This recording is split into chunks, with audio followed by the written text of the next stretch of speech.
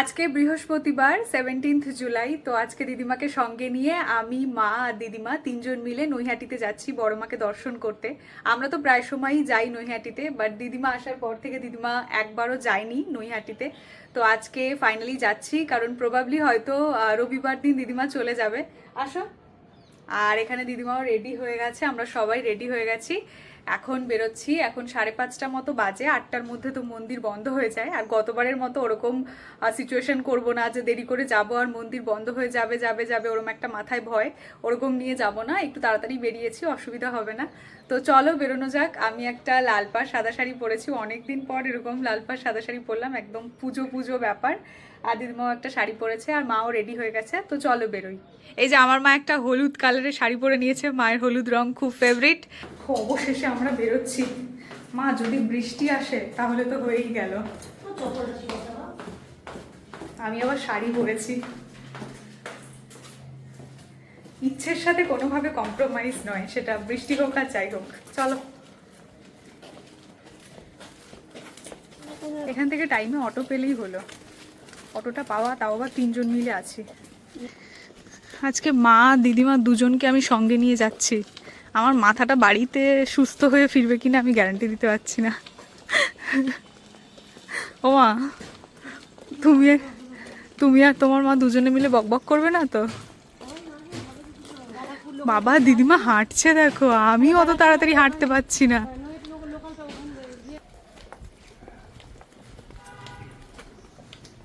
আমরা মোটামুটি হাতে টাইম নিয়ে বেরিয়েছি, এরকমটা হবে না যে মন্দির বন্ধ হয়ে যাবে আর তখন আমরা ঢুকছি। কাকিনাড়া নামবো না, আগের বারে সেই ভয়ঙ্কর কাণ্ড করেছি আমি আর মা। মনে আছে? সেই কাকিনাড়া নেমে গেছিলাম, কাকিনাড়া থেকে আবার টোটো করে আবার নৈহাটি। বাবা কি কাণ্ড ছিল সেই দিন। এবারে আর কাকিনাড়া কোনোভাবেই নামা যাবে না, নৈহাটিই নামতে হবে। কি জানি আগেরবারে মাথায় কি হয়েছিল, মা আর আমি দুজনে মিলে পট করে কাকিনাড়া নেমে গেছি। কাকিনাড়া নেমে বুঝতেও পারিনি যে আমরা কাকিনাড়া নেমে গেছি। হ্যাঁ, কাকিনাড়া নেমে যেই টোটোতে উঠেছি তখন ভাবছি এটা তো চেনা চেনা লাগছে না, এটা তো নৈহাটি নয়। মানে কি অবস্থা ছিল সেই দিনটা। এত তাড়াতাড়ি অটো পেয়ে যাব?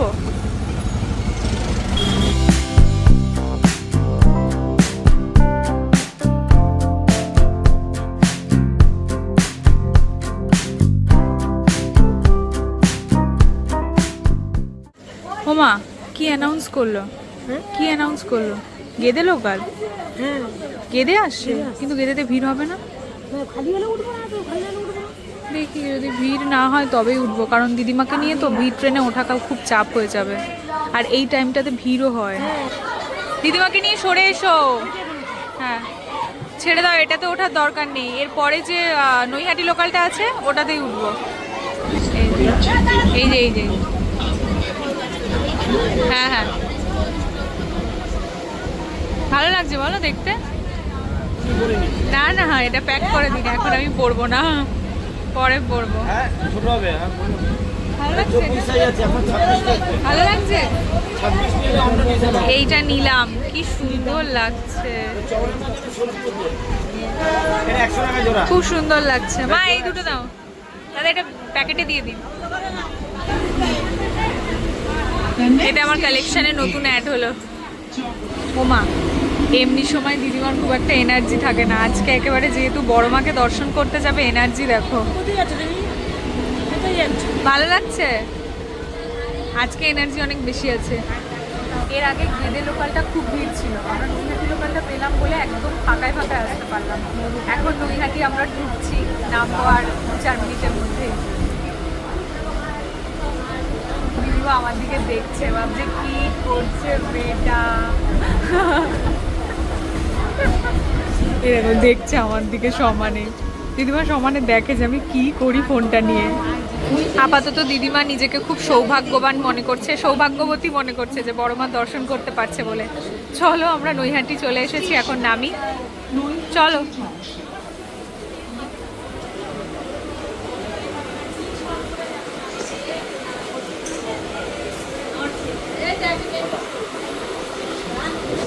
মা ভালো হয়েছে 1 নম্বরে নেমেছি, এখন আর দিদিমাকে সাবওয়ে দিয়ে উঠতে হবে না, এই সামনেটা দিয়েই বেরিয়ে যাব। আমরা নৈহাটি স্টেশনে নেমে গেছি, এখন বড়মার মন্দিরের দিকেই যাচ্ছি। যতবারই দিদিমা আমাদের বাড়িতে আসে প্রত্যেকবারে আমরা একটা বিষয়ে খুব ভয় পেতাম যে সাবওয়ে দিয়ে দিদিমা উঠতে পারবে কিনা, তো সেই ভয়ে আর কি এখানে আসা হতো না দিদিমাকে সঙ্গে নিয়ে। তো আজকে ভাবলাম অত কিছু ভাবার দরকার নেই, জাস্ট চলে আসি, দিদিমা ঠিক পারবে বড়মার আশীর্বাদে দর্শন করতে। আর বড়মার আশীর্বাদে এখনো অবধি দিদিমার কোনো রকম সমস্যা নেই, দিদিমার পায়ে একটু ব্যথা, বেশিক্ষণ হাঁটতে পারে না। এখানে সারা বছরে যে কোনো টাইমেই আসো না কেন পুরো একেবারে মেলার মতো সিচুয়েশন, মানে সবসময় একটা জমজমাট ব্যাপার।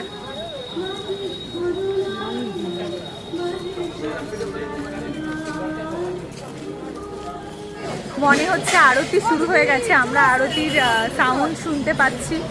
যদি সৌভাগ্য হয় তাহলে আরতিটা দেখতে পাবো, কোনোবারে আমি দেখিনি এখানকার আরতি। মা চলো।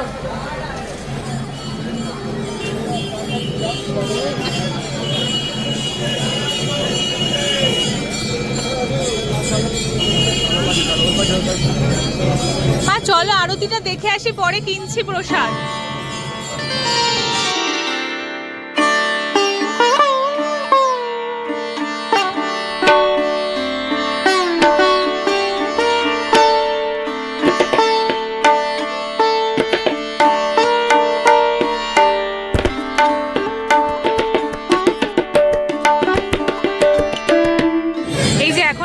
হচ্ছে বাট এখানে ঢুকতে দিচ্ছে না, পুরো মানে লক করা আছে, মানে এখন আরতির সময় এখানে ঢুকতে দিচ্ছে না, জাস্ট এখান থেকে সাউন্ড পাচ্ছি। ওখানে লাইনে দাঁড় করিয়ে রেখেছে কিন্তু ঢুকতে দিচ্ছে না, জানি না আমি কেন। এই যে এই বেসনের লাড্ডুটা আমরা 10টা নিচ্ছি, একদম ফোটা মালা নেই না, সবই 20। এখন আরতি শেষ হয়ে গেছে, আমরা মিষ্টি কিনে নিয়েছি, এখন পুজো দেব। চলো। এতক্ষণ লাইন ছিল না, আমরা যে প্রসাদটা কিনতে গেলাম, মিষ্টিটা কিনতে গেলাম, এসে দেখি পুরো লাইন পড়ে গেছে। এখানে পরপর 2টো লাইন পড়েছে, একটা পুজোর প্রসাদের লাইন আর একটা পুজো দেওয়ার লাইন। তো আমরা পুজো দেওয়ার লাইনেই দাঁড়িয়েছি, এখন পুজো দেবো।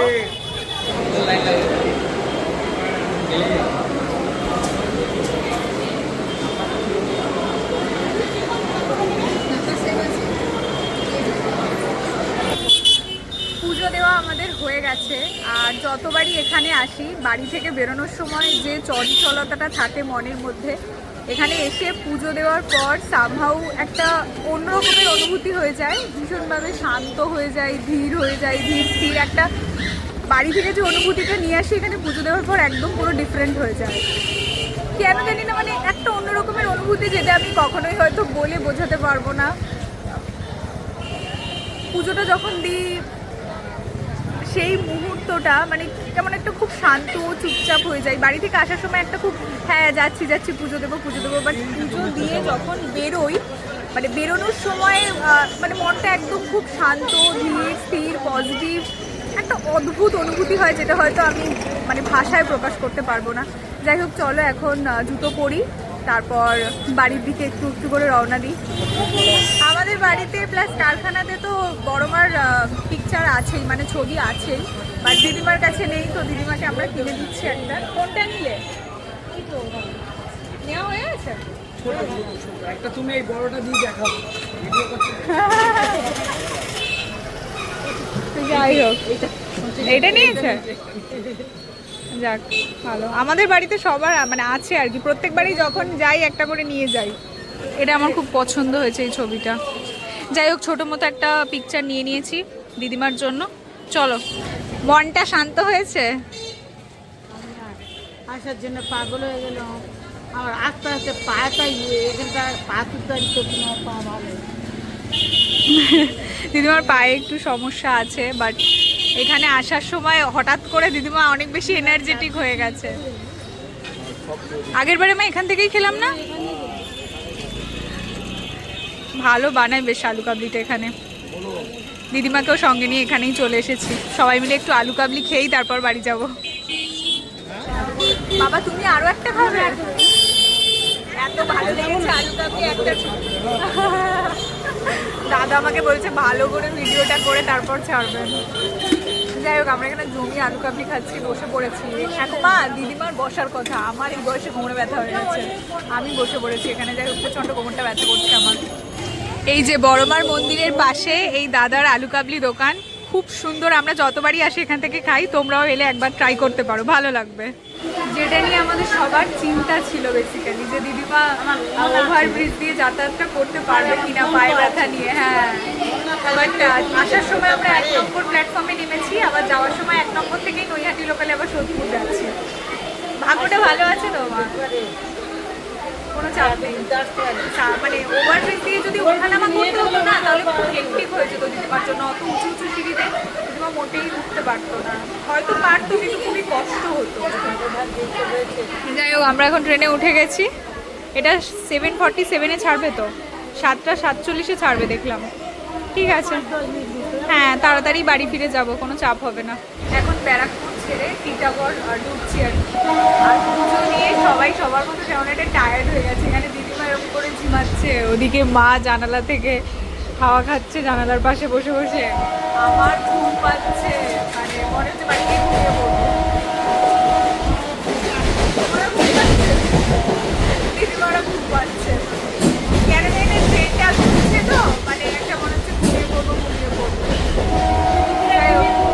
তারপর এই জাস্ট বাড়িতে ঢুকলাম, আর বেশ ভালো কাটলো সন্ধেটা। অবশ্যই বড়মার ওখানে প্রত্যেকবার যেতে ভালো লাগে, একটা অন্য রকমের অনুভূতি। আর আমি তো বড়মার সাথে ভীষণভাবে কানেক্টেড ফিল করি, সেটা তো আগেও তোমাদেরকে বলেছি আগের অনেক ব্লগে। বারবার আমার যেতে ওখানে ইচ্ছে করে, আর দিদিমার অনেক দিনের ইচ্ছে ছিল বড়মার দর্শন করার, সেটা এইবারে পূরণ হলো। তো আমার খুব ভালো লাগছে, যেটা তোমাদেরকে শুরুতেই বললাম, ওভারব্রিজ দিয়ে যাতায়াতের সমস্যার জন্য যেহেতু দিদিমার পায়ে ব্যথা, তো ওই জন্য আমরা নিয়ে যেতে একটু ভয় পেতাম। বাট আজকে দেখলাম কোনো রকম অসুবিধে হয়নি, খুব ভালো মতো করে দর্শন করতে পেরেছি, এবং খুব ফাঁকাও ছিল বলতে পারো, মানে খুব একটা ভিড়ও ছিল না। তো যাই হোক, আমি তোমাদেরকে বড়মার দর্শন করাতে পারিনি। অনেকেই ভিডিও অন করে মানে কি বলবো, ছবি টবি তুলছিল, ভিডিও করছিল, কিন্তু আমার মনে হচ্ছিল যেখানে লেখা আছে স্পষ্টভাবে যে ছবি তোলা যাবে না, ভিডিও করা যাবে না, সেখানে ছবি তোলা বা ভিডিও করা আমার খুব একটা ভালো লাগে না। মানে এই বিষয়টাই আমার খুব এম্বারেসিং লাগে, যে লেখা আছে ছবি তোলা বা ভিডিও করা যাবে না। ইভেন ওখানে সবাই যারা রয়েছেন তারা বকাবকিও করছেন, কিন্তু তাও সবাই আমি দেখছি ভিডিও করছে, ছবি তুলছে।